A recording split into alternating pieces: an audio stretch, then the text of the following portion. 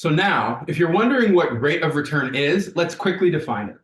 Hi, I'm Natasha, and this is John. We're two Stanford MBAs who've had careers in corporate America, but our wealth building journeys began on different paths long before then.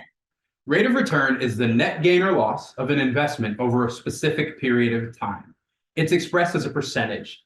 Compounding, then, refers to earning interest on top of interest already earned in a previous time period.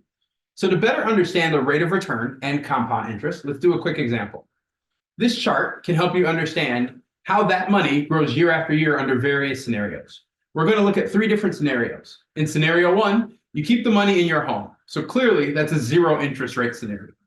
Scenario two, you put the money in a CD with a fixed rate of return of 5% over 5 2-year periods, during which you lose the interest earned if you touch that money, but you keep the interest if you keep it in the institution. So we'll assume you keep it there. Remember, CDs have usually a rate tied to how long you agree to keep it there, and you lose it if you take it out early. So that's why we'll assume you keep it there.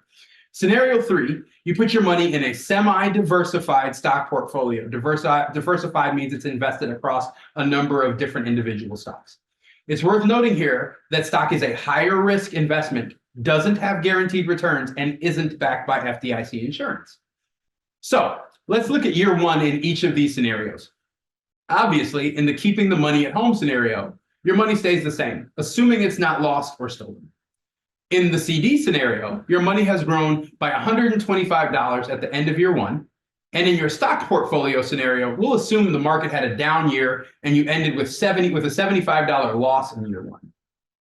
Beyond that, both scenario number one and number two will continue to grow or not grow at certain amounts. While scenario number three, the stock scenario, has volatility, meaning there's a lot of variation in growth. Some years you may see a really large return, some years it may be smaller and possibly even a loss, as we saw in year one.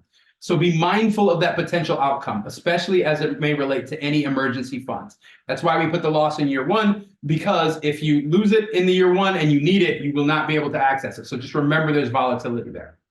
Okay, so let's look at the 10-year scenario because investing is a long run game.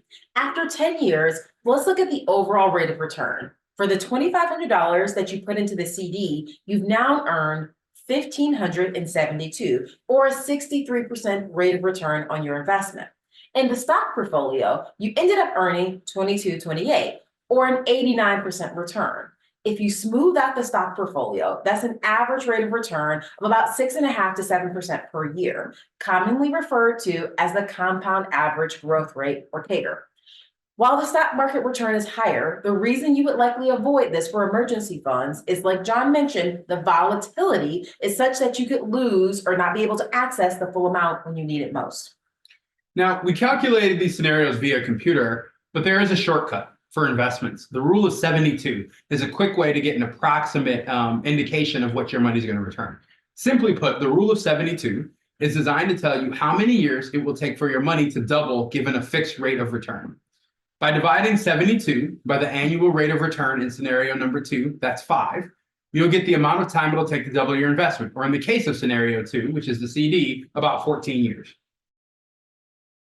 Along the way, we separately developed systems to help us each accrue money. And then once we met, we started creating simple tools and frameworks together that have allowed us to accelerate that journey, each amass 7-figure net worths, accomplish early retirement, and build the foundation for generational wealth.